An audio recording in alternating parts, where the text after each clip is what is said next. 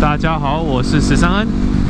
那我今天想要跟大家讨论一下挡车的机油，因为我下一个影片要 po 更换我那台雅马哈跟忍300的机油。可是我觉得在做更换机油之前呢，应该跟大家讲一下如何认识机油。那机油呢，其实分2大类型，那一个是 mineral oil， 就是矿物油。那另外一个就是合成油，就是 synthetic oil。那矿物油呢，就是国外又戏称叫做 dino oil， 就是恐龙油。原因是因为它就是是从地底下萃取出来原油，然后再提炼出来的。synthetic 呢，合成油，顾名思义，它就是利用化学所合成出来的合成机油。那合成机油里面当然还有分 fully synthetic， 全合成油，然后再就是 semi synthetic， 就是半合成油。好，那实际上来讲，如果以分子结构来说的话，恐龙油也就是矿物油，因为毕竟是有机物质嘛，那是在地底下就是高温高压下形成的，所以它的分子结构其实大小会不太一样。相对的，比合成油合成出来的时候，它的分子可以一样，大小一样，结构一样，所以以它的耐用度来讲的话，合成油呢当然是会比矿物油来得好。润滑效果当然也会比较好，但当然合成油价钱就会比较高。那机油呢又有分 single grade 跟 multi grade。single grade 就是指单一级别，那 multi grade 当然就是指有不同的级别可以使用。那这个级别呢指的是它的浓稠度。那浓稠度呢是由 SAE 所制定的规范。那你就会常看到数字可能会写10W 啊，或者10W30啊这些的。那这些数字呢怎么看？其实 W 这边指的是 winter， 就是冬天，也就是指说在低温测试下它的浓稠度是多少。那数字越高，表示它越浓稠。如果你今天的机油，比如说5W30、0W30或者10W30。这样看的话，就因为它的后面的数字都是以摄氏100的时候去做测试的浓稠度，所以不管你今天在什么天气、什么温度的情况下，只要你达到了摄氏100度的工作温度，它的粘稠度这3个机油其实都是一样的。那差别就差在哪里？差别差在前面那个5W、0W 跟10W 的那个数字。那边指当然我说 W 是冬天嘛。所以只说，如果我今天在低温的情况下，它的浓稠度是多少？所以如果你是0W 的话，就表示你在低温的情况下的时候，它的浓稠度比较稀薄。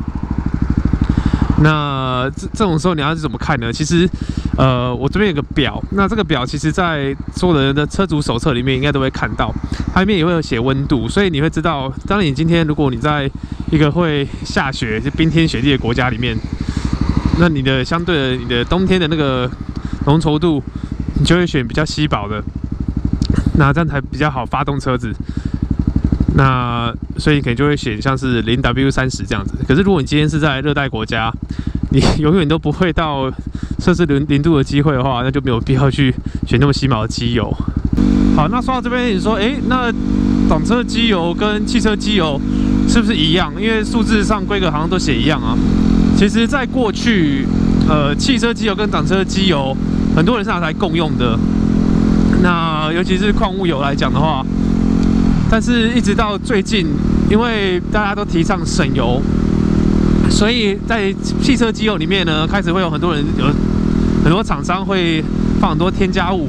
那这些添加物呢，可能就是为了汽车省油而做设计的。这些机油就不适用于挡车，原因是因为那些添加物可能会对你挡车的湿式离合器造成影响。当然，如果你是比较专业的，你可以区分说，哪些汽车的矿物油里面没有含这些添加物，可以在汽车上使用的话，那恭喜你可以省一点钱，然后你这样去放。可是因为我不是专业的，所以我一定是买摩托车专用的机油。好啦，那我接下来要帮雅马哈跟忍300换机油。那我这2次换机油其实都是用原厂的机油，雅马哈就是 Yamaha Lube， 然后被 K&N 的 filter，那原则呢，就是用 Kawasaki 的机油，那我都是用矿物油，不是用合成机油。那你说，你都用原厂油，是不是代表原厂是最好的？我可以告诉你，原厂呢不会是最坏的，可是也不会是最好的，因为 Kawasaki 跟雅马哈他们很明显，他们不是炼油厂啊，他们又不是油商，他们这些机油其实也是跟其他的油厂合作，然后是贴牌出来的机油，就符合他们原厂规定这样子。所以，也许你现在用的原厂油呢，跟市面上其他某个牌子是一样的油，只是因为它贴牌了，所以你认不出来而已。但就像我讲的啊，你用原厂的是绝对不会有问题，因为如果今天你买新车，然后用原厂油出问题的话，当然你可以直接跟他说是你原厂油的问题嘛。那既然是他们的建议，就是他们的保障。那我说并不是最好的，是因为有些人在用原厂油的时候呢，可能会觉得离合可能会滑，或是某些程度上觉得油耗表现不好之类的啊。所以那些车友们可能会考虑会想要用更好的可能合成机油啊，或者不同厂牌出的油。那我今天呢都用原厂油，其实是因为雅马路那时候那天有特价，配滤芯一起卖，然后很便宜。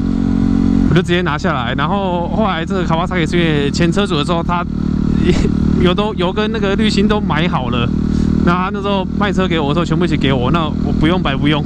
好，那可能有人问我说，为什么不给雅马哈跟忍300再吃更好的机油呢？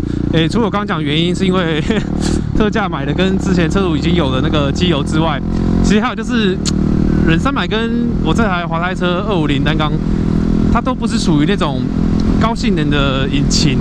高性能指的是像仿赛那一种600cc 或是公升级的车子，所以我觉得我勤换油的话是还没有必要吃到合成油啦。那机油这个东西见仁见智，你想要给你车的最好，那当然不是问题啊。